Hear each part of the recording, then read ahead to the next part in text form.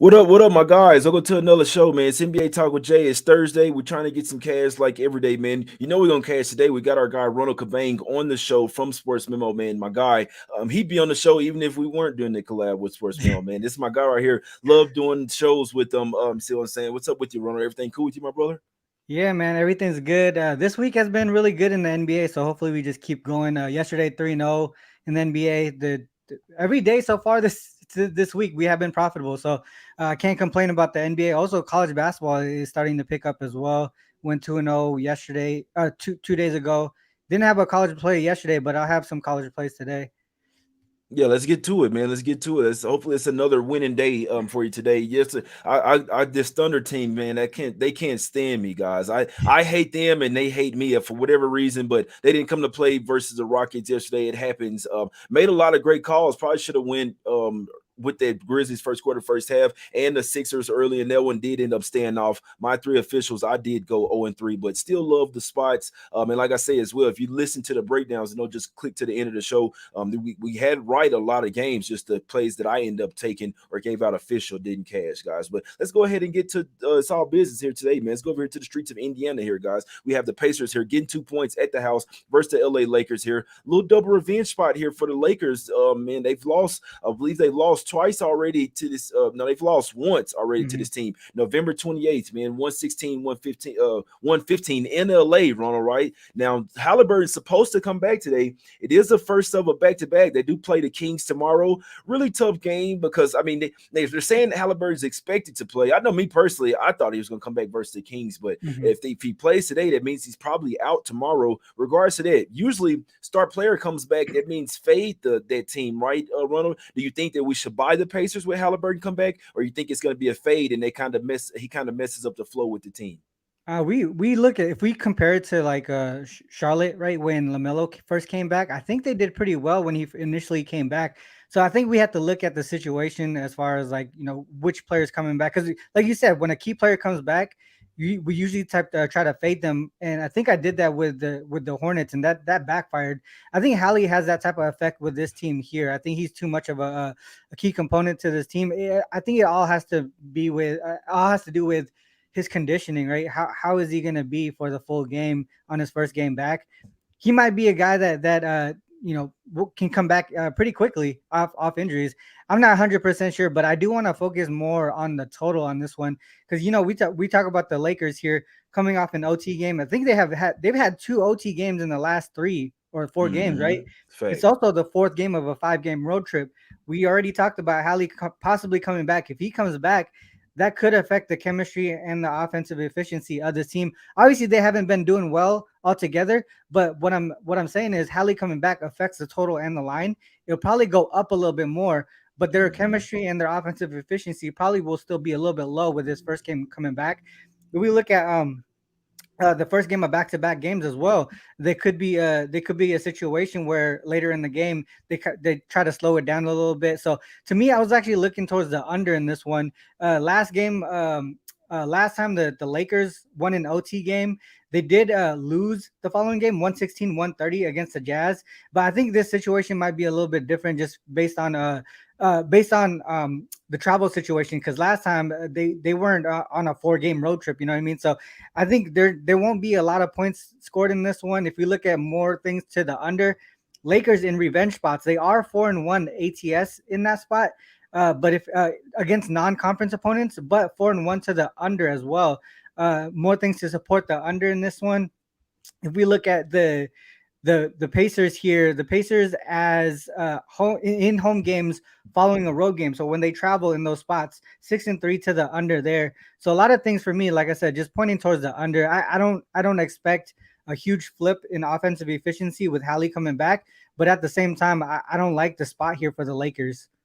Yeah, I don't like the spot either. Me personally, I would take the Lakers early here. Now, this is a game where, I mean, it's LeBron's questionable. He's going to pick and choose these games that he plays, man, because I think he wants to break it I mean, who knows, right? But that he has this game versus the Pacers, which should be a really up and down game. He can get some easy baskets in this game as well, man. So it's all about. I do feel like he's going to rest one of these games between this one, New Orleans, and OKC. It's just all about which one. It could be that OKC game the first game back at the house. One of these games he's not playing. It's super frustrating them listing LeBron questionable every single game because you really don't know when there is a game that he's not going to play, right? So, I personally, if I'm betting this game, I'm looking at Lakers early in this one. Lakers first quarter, first half. First half would probably be my top look in the game. When they're coming off 2 overtime games out of the last 3, you definitely want to stay away from the Pacers full game. But I'll be honest, I wouldn't be surprised if they got there. The Pacers have their Pacers are a young team. They have the rest advantage in this one. But when the Lakers have revenge, this is a winnable game as well for the Lakers. They have been playing a lot better, playing a lot more cohesive basketball. Obviously, they got Anthony Davis back as well, which helped their defense out a ton, even if he's playing like 23, 24 minutes. So 4th straight home game, road game for the Lakers in this one. They are coming off that overtime win, but Lakers in the first half. If I'm making a play in that game, it's probably Lakers in the first half. My guy Mitch Armstrong in the chat saying Lakers first half, Pacers full game on that halftime, full time. You get plus 500 at that. I could definitely see that happening. There's definitely possibilities that the Lakers could run out of gas here, and the Pacers, the way they like to run and gun, could definitely run them off the court, my guys. So if I'm betting this game, it's probably Lakers first half. It's not something that I took, but I could definitely see Lakers getting it first half, and then the Pacers coming back to win that game, full game. They definitely have the major rest advantage in that one, guys. Yep. Let's head over here to the next game, guys. Go over here to the streets of Cleveland here, Ronald. We got the Cavs laying 6 points at the house versus the Memphis Grizzlies. How you looking at this one, brother? Yeah, Grizzlies coming off of that loss to the Blazers, 6-point favorites too. So the outright loss.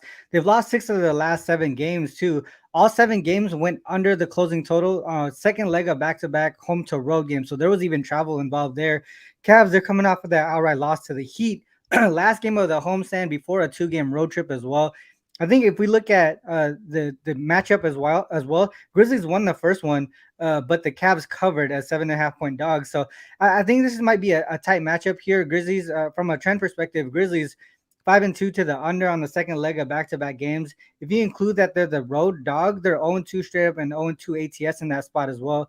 Grizzlies as road dogs in general, 0-6 straight up, 1-5 ATS. They're only averaging 104.2 points per game, while allowing 122.3 points per game. 5 of the 6 losses were by double digits. If you look on the Cavs side, they've been really solid at home, 21-6 straight up, 16-9-2 ATS at home in general.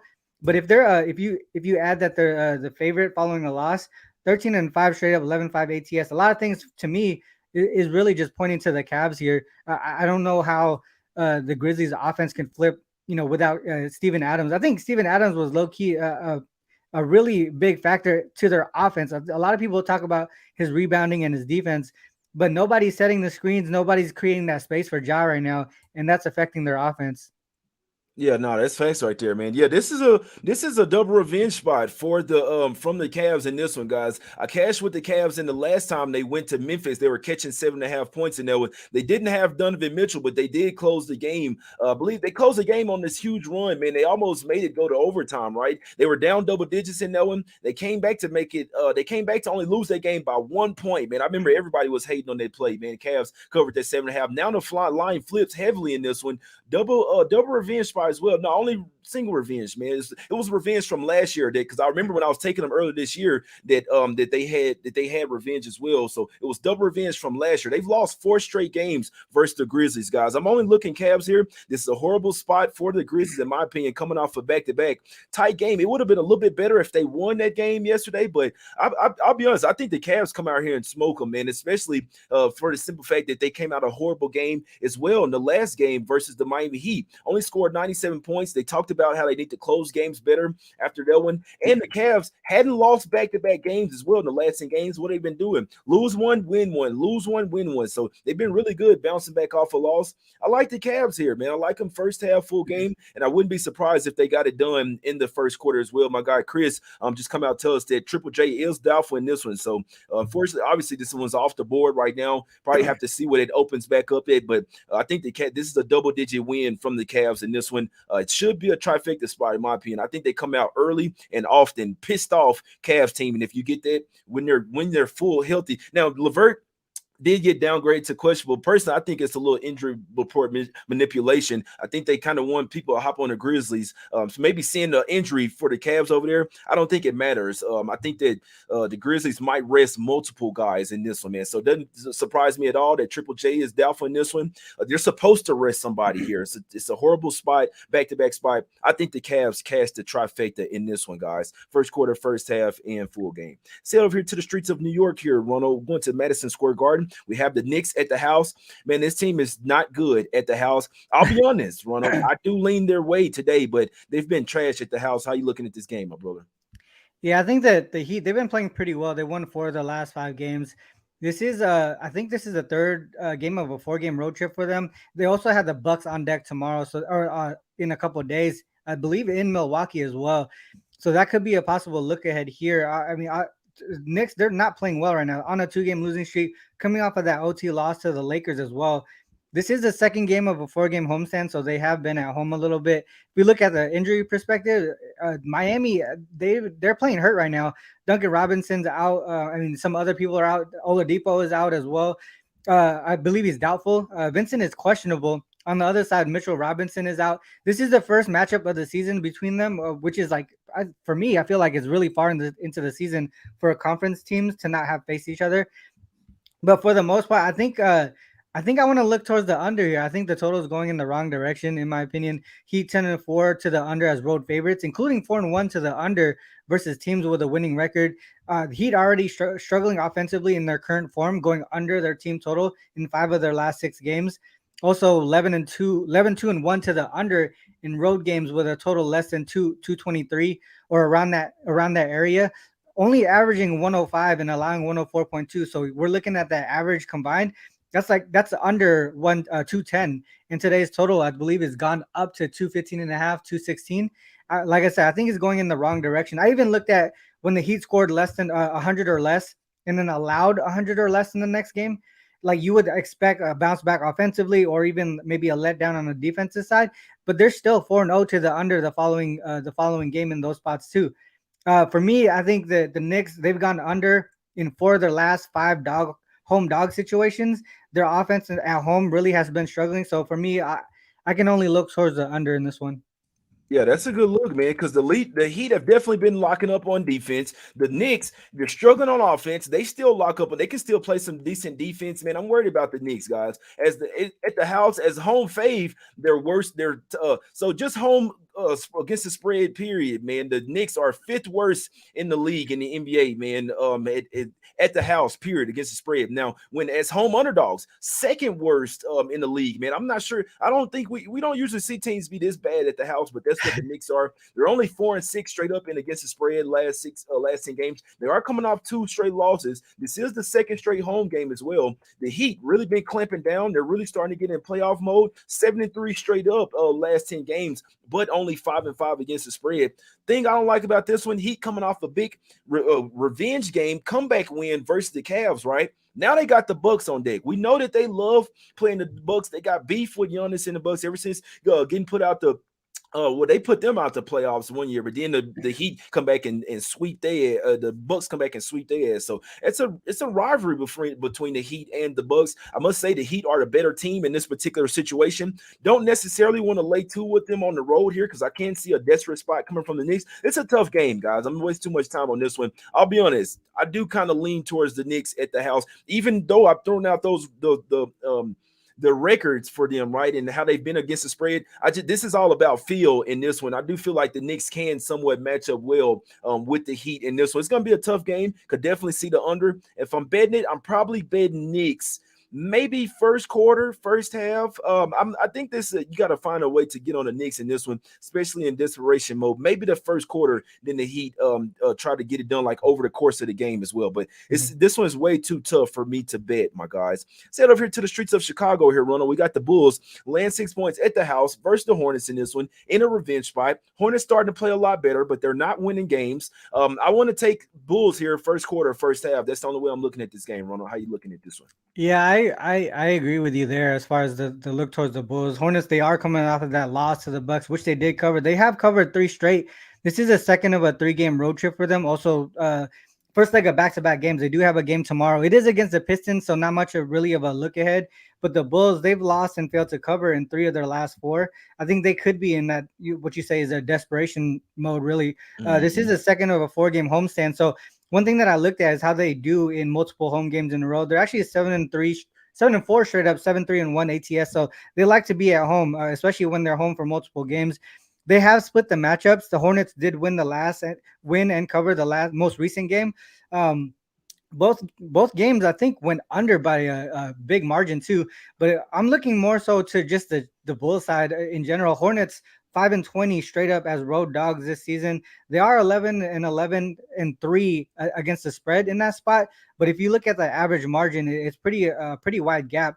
Hornets on the first leg of back-to-back games too, 1-6 straight up, 2-5 ATS. If you include that they're on the road, they have not won a game in that spot at all. 0-5 straight up, 1-4 ATS there, averaging 104.4 per game, allowing 121.2. That's a really big gap, like 16-point gap right there. And if you look at the Bulls side at home versus conference opponents, 10-6 straight up, 9-6-1 ATS.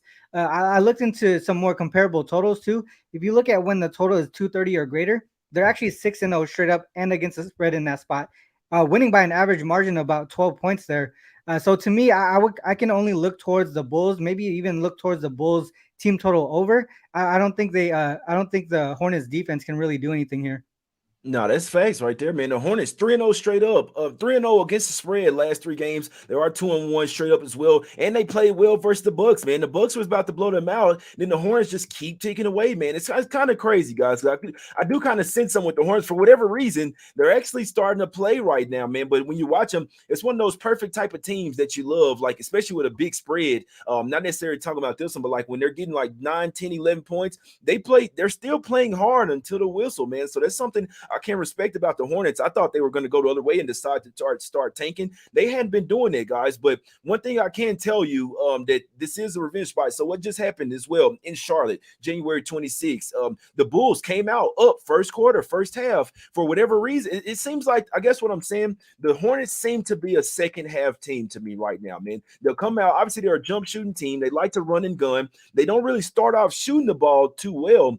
But what they'll do in the second half, it's crazy, man. But they'll start locking up on defense. They Mhm. kind of start running teams out of the gym. Their pace starts to catch up with teams, man. So, the only way I'm looking at this one is I do think the Bulls get it done full game as well. I'm not sure if they get it done with the 6. You got to keep in mind as well that last game, DeMar DeRozan did get fouled with a few seconds left, man. So the Bulls somewhat kind of got shafted in their last game. I do expect some calls to go their way here. They have some matchup advantages versus the Hornets in this one as well. If they came out there and covered first quarter and first half on the road in Charlotte, they're definitely going to do it tonight, guys. So I'm only looking towards Bulls first quarter and first half in this one. I think they get started off hot. They're 1-3 straight up and against the spread last 4 games. They know that this is the time where they need to start winning games, right? So I think the Bulls come out hot in this one, first quarter, first half. Also, the Hornets do have a game tomorrow versus the Detroit Pistons, where they'll likely smoke the Pistons in that one. They've been away from the house, down there trapped in Dallas. See what I'm saying? So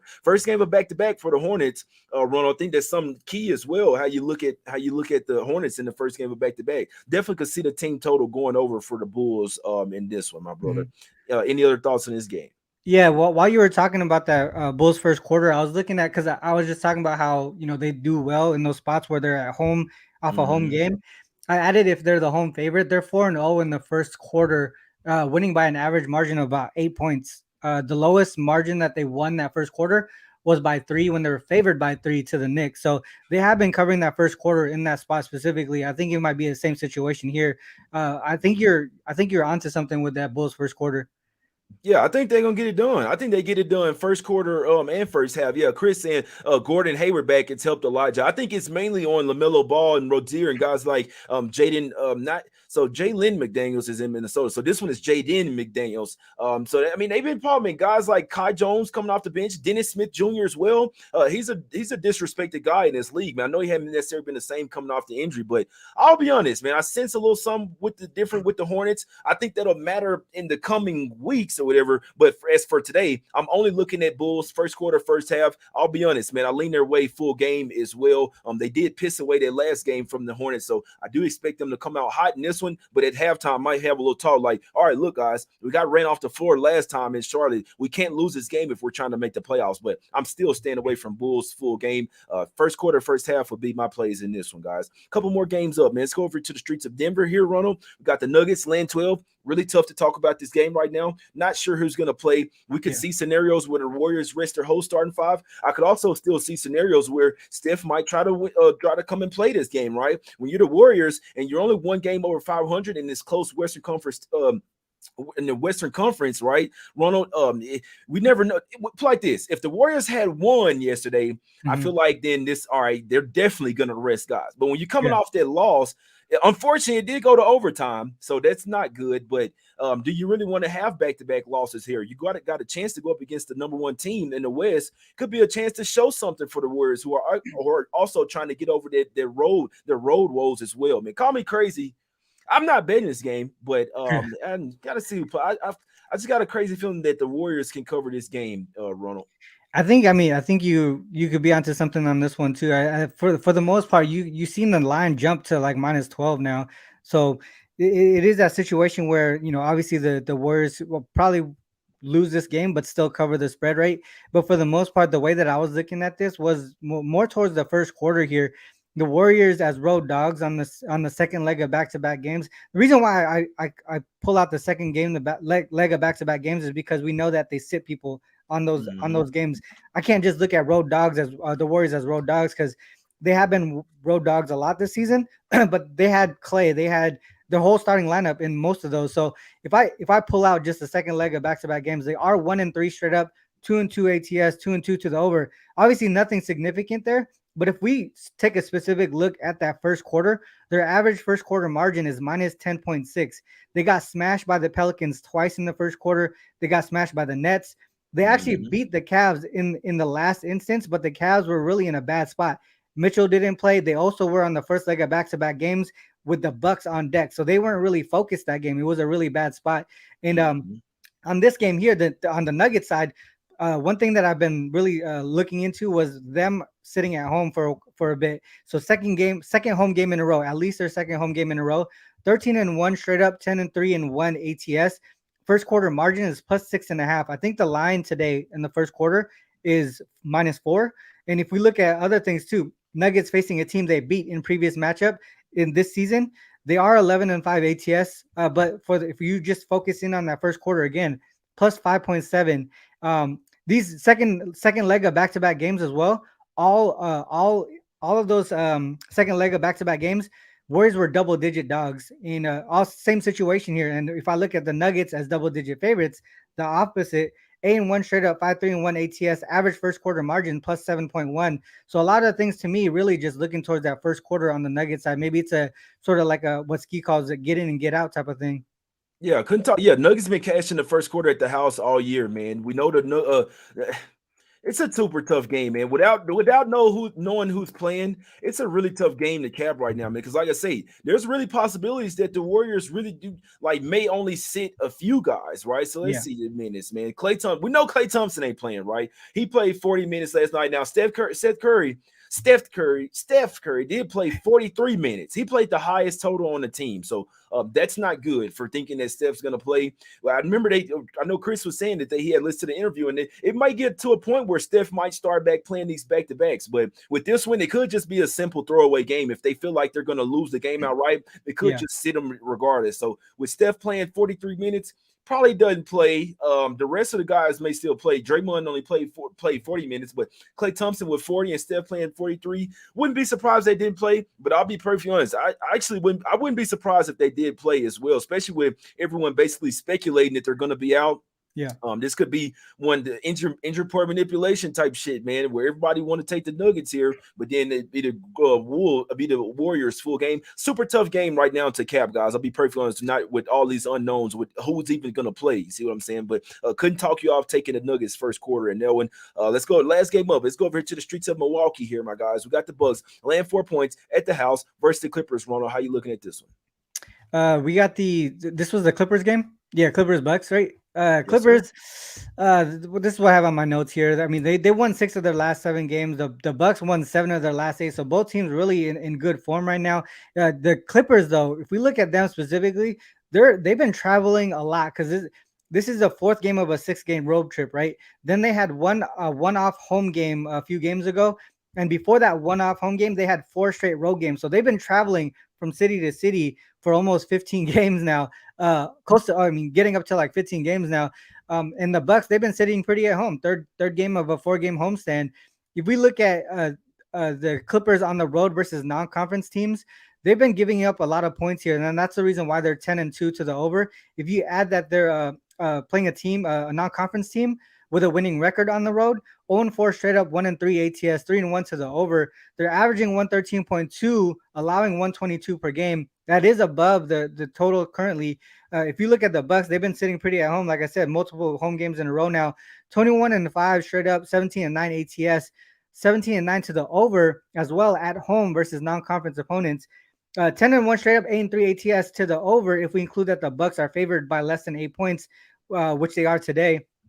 So only way that I could look here is really to the Bucks and to the over. I think I think the travel fatigue is going to start to hit the Clippers at a certain point, and this might be the matchup that it happens. Yeah, that's a great point, man. Sorry, I did forget a game, man. We got to do that Pelicans and Mavs game, man. So Yeah. that game so much sketchy, but no, we're gonna talk about it. We break down every game on this show, man. But yeah, for me, real quick, shout out to my guy in the chat, man. He said, man, don't forget. First off, Joey saying, don't forget that it's a weird start time. This is 10 p.m. Eastern start time, so this is actually pretty crazy for it being in Milwaukee with a 10 p.m. Eastern. But with it being a national TV game, they gotta back it up right after the first one, ever. But last time these two did face off, man, the Clippers did smoke the Bucks. 153-119 in Milwaukee, guys. I'm talking about absolute smoke city in that game, man. Looks like it was no Kawhi Leonard, there was no Paul George, so yeah, that was kind of a throwaway game, man. Giannis didn't play, Drew Holiday didn't play. It basically, nobody played in that game. It was like the G League game. No Grayson Allen. Yeah, was that a fucking preseason game? What that had to have been at the end of the year, man. Yeah, April 1st. So somewhat of a throwout game. If Giannis played, knowing he's remembering for sure. But like this, the Bucks have been cashing in the first quarter, Ronald. They are 6-1 against the spread last 6 games in the first quarter as well. They have been rebounding the basketball as well. My problem is the Clippers, they've been playing really good basketball as well. Now, this is their 8th road game out of the last 9 games. So they've been traveling literally all over the place. You saw it come kind of catch up with them in Chicago as well. They did come back and cover the spread for us, but that was super tight. We got lucky as shit in that game, man, to cover the Clippers, guys. So Clippers will run out of gas at some point on this road trip. It may not be here. They can match up well with Milwaukee, in my opinion. I mean, other than trying to stop Giannis, I don't like Zubac is not stopping Giannis in the paint. So you got to try to get back on defense, build a wall, try to stop Giannis. But it's a super tough game for me, guys. Like I say, Bucks have been really great in the first quarter, so I couldn't talk you off there. They are at the house. Third straight home game as well. They've been coming out well at the house in these first quarters. They've won 5 straight games, starting to put things together, and they've made it a focal point to start off hot as well. So Bucks first quarter will be my heavy lean in that game, guys. Last game up, let's go over to the streets of Dallas. We got the Mavs laying 5 points at the house versus the Pelicans. Pelicans have lost 9 straight games in this one now. Total sitting at 223 in this one. Ronald, how you looking at this game? Yeah, you mentioned it, man. They've been losing at a high rate, 9 straight losses now. Only covered 2 games in that streak as well. This is the last of a 3 game home road trip, so they're trying to close it out pretty strong. I think the last 2 games they've gone over their team total, so maybe this is sort of that spot where they finally put everything together. Because Brandon Ingram's been back for a few games now. I think he's finally got his feet under him, his legs under him. So maybe their offense is going to start to click against this team here, the Mavs, who have been struggling at home, especially on the defensive side of the ball. They're coming off of that ugly win over the Pistons. They failed to cover in 4 of their last 5 games as well. This is the second of a 2-game homestand. So they're going to head up to face the Warriors up next, the first of a 5-game Western Conference road trip. I'm not too sure. Maybe they're not going to take this game seriously with the Warriors on deck. Matchup wise, they have split the 2 matchups so far this season. Both times the home team won and covered the game. Both games went over as well. The Mavs won and covered the most recent one. Pelicans, like I said, they've gone 2 straight games over their team total after going 8 straight under. So maybe their offense, I feel like will pick up today against this Mavericks team. I just feel like the Mavs struggle at home as favorites, especially on the spread. 8, 15, and 1 ATS in that spot, 16 and 8 to the over. That means they're giving up a lot of points to their opponents here. Mavs on 2 days of rest or more. We talk about rest advantage, but sometimes we look at these teams, the rest advantage doesn't really help them. With 2 days of rest or more for the Mavs, they're actually and they're facing a team that's not on the second leg of back-to-back games. 2-6 straight up, 0-7-1 against the spread. They haven't covered a game in that spot, averaging 105.5 per game, allowing 112.1. So for me, I can only look towards the Pelicans here, and also maybe a look towards the over. Ronald, good God, man. This is like the Mavs are in a horrible spot here. So let me start with this. The Mavs are not good this year, guys. It pains me to say it. I was in Dallas for 25 years. This team is certified ass this year. And another thing I noticed, Luka is very frustrated with the team. Man, I ain't trying to make you choke over it, Ronald, but I'm watching Luka. Last game, guys, there was a couple of turnovers, shit like that, fouls. Luka slammed the ball down. He's like, fuck. I heard him. Luka's really frustrated with this Mavs team, and I see it. And sometimes you got to just watch the games and figure some shit out. I'm not betting on the Mavs anytime soon. They should lose this game outright. This is the last game, and I got inside info for you as well. It's what makes it such a hard game. The Mavs are in a horrible spot. They have to head out on a 5-game road trip right after this game, Ronald. This is my new angle.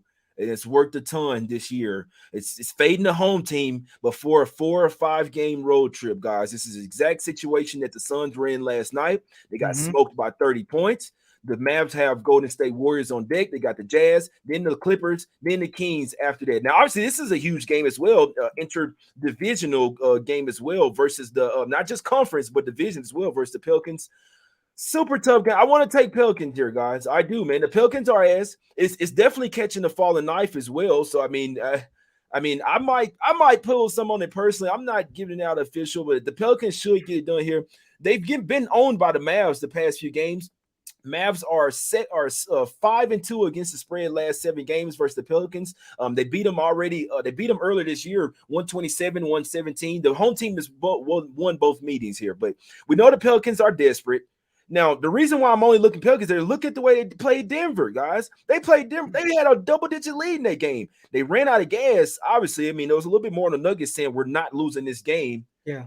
The Pelicans have been in Denver, though, guys. So this is all the more reason why this is a tough game. Inside info, Pelicans are just flying out from Denver today. Like, they're on a plane right now heading to Dallas. There's this huge ice storm in Dallas. The Pistons are just flying out of Dallas today as well, guys. So that's why that Pistons and Wizards game was postponed. It's super tough in Dallas right now, getting in and out. They got an ice storm over there. So Pelicans are flying in literally on the same day of the game, Ronald. Do you think that – because I think everything points to Pelicans here. The Mavs are ass. Do you think that we should stay off from the Pelicans flying on the same day of a game? To me, I don't think so. I feel like I don't. How long is it? How long is that flight from Dallas to? I think it's probably like less than 2 hours, right? 2 hours. Yeah, it should be like 2 hours. I think we're good. I mean, obviously the only thing that I don't think the travel spot is that bad. I think what we should worry about is just coming from elevation, right? I think from the flight, I don't think coming in today is the problem. I think it's coming from Denver. But for the most part, I just don't trust Dallas in this spot here at all. And it's the same reason why I took Atlanta yesterday, right? I mean, you talked about it. These last of a homestand going into a 4 or 5 game road trip, they could be looking ahead to it as far as like not playing their key players heavy minutes, right? They want to rest their guys to make sure that they're going to be able to play for that road trip. That's the way that I thought about it yesterday with the Hawks, and they ended up taking it by a huge margin. That wasn't the only reason why, but that's one of the reasons why. I mean, I think Dallas is in the same spot. I think it's time to fade them here, and then it's also I think a good time to take the Pelicans with Brandon Ingram finally getting his legs back. I think this is a spot here where they show up offensively, in my opinion. So that's the way that I go here. It is really I can only look towards the Pelicans and the over. To be honest, too, the Pelicans was actually going to be my best play for the show during the best bet because I haven't placed a single bet yet so far, And to me, everything that I've done so far this morning, as far as research and even last night, really is just the Pelicans. Damn, man. I know that they're the spot. I don't like that they're traveling on the same day, but this team is in desperation mode. You see them coming closer and closer. I mean, not that Bucks game, they got Yeah, smoked in that one, but they versus the Nuggets, you see them getting close, man. I can't believe this team is took this big of a slide. I can't catch the falling knife with them guys. Been burning me. It's been a wacky ass fucking season, man. But yeah, the Pelicans are a lot better than this, guys. I'm telling you this. The Mavs, they're a lot worse than you think as yeah, well, man. Luka, you see Luka having to go out for 53 points versus the freaking Pistons, or they were about to lose that game. They were about to lose to the Pistons. Ronald, I'm watching the game, bro. yeah. Pistons are on their ass, man. Luka frustrated. Like, how we even lose to this trash ass team? Yep. Pelicans should get it done, guys. I'll be honest, man. So they should get it done. But Ron, let's go ahead and get out of here, my brother. Yeah, that is the kiss the wives goodbye spot for the Mavs, man. And the Warriors on day. It doesn't get much better than that, guys. It does. We'll see. We'll see tonight if the Pelicans truly are certified ass, man. That's for real, Ronald. But let's get to some free picks here. Let people know what you got going at Sports Memo. No, you got college basketball, NBA, Mhm. baseball when it gets starts up, man. Hockey. Nah, I'm messing with you. Nah, You know, I do soccer though. I don't do hockey. I do soccer though. what you Yeah. like, my brother? All right. So today I haven't placed anything as far as bets wise, but I do have four college basketball plays. I want to bring it down to two. I'll have those up on sportsmomo.com. As far as the NBA, Pelicans will be a play. I haven't placed it yet, but they will be a play. I am also looking towards that over. I feel like I said, I think the Pelicans are going to show up offensively, and the Mavs are going to have to keep up with them to stay into this game. So I like the over in that one as well. As far as the other games, I do lean towards the Pacers full game. I think this is a bad spot for the Lakers. I don't know if I'm gonna get there to the window with that game either. I also like the Bulls here. That's another Mhm. one of the bigger leans. Denver first quarter. I'm still looking at that one. I think I might end up playing that one as well. The Nuggets first quarter. This is a good spot for them to take that. I don't doubt that the Warriors can cover the full game, so that's why I'm gonna stay off. But for the most part, I like the first quarter in that one. Just to recap, I think I would leave you guys with Nuggets first quarter and also the Pelicans here. I like it. I like it, Ronald. For me today, man, like I said, I hadn't bet anything yet, guys, but I'll be honest, I do like Ronald. Just real quick, what happened with the Cavs, bro? Because Triple J out, and then it went down to 5.5. It was at 6. Yeah, yeah, I'm not, What I'm the not sure. fuck? I am not sure. A lot of tricky stuff on that game there. With Memphis on the road, there's a lot of stuff going on that with Memphis specifically with the home versus road stuff. I think there's a lot of stuff outside of basketball that they have to deal with because Yeah, all the rumors are with them with all the stat padding and all that stuff be at home versus on the road. I think they're gonna take a look at these Memphis games a lot closer and maybe even ref them a little bit tighter too. So for the most part, I feel like I want to stay away from these Memphis games for a while until we figure out how the NBA kind of works with the Memphis team here. got you. Real quick, Ronald. Anything you looking at in college today? Yeah, so I brought it down to four games here. I'll leave you guys with the four leans: North Dakota State, UC Riverside, Cal Irvine, and then Oregon.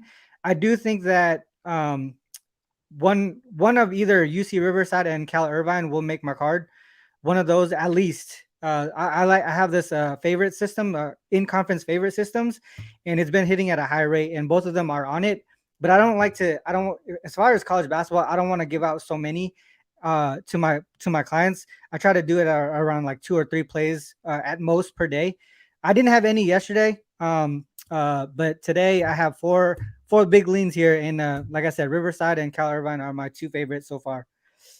Got you, got you. Yeah. So I know I'm looking at Santa Clara in college basketball, man, up against the Gonzaga. Gonzaga got a huge game on deck. They already not that great this year, but Santa Clara, they got like 3 players on that team that can literally go to the NBA, man. So Santa Clara plus 14, in my opinion, on the road is way too many points. That's what I'm looking at heavily. I'll be trying to do a show at 6 p.m. Eastern, recapping if I bet something college basketball looks with the sharp looks as well, even though I'm not betting them. Just try to give you a sharp report. You see what I'm saying? Yeah. NBA and college. But for today, man, what I'm looking at hadn't bet a single thing yet, looking at Lakers first quarter, first half, looking at Cavs first quarter, first half, and full game, looking at Bulls first quarter and first half, looking at the Pelicans first half and full game.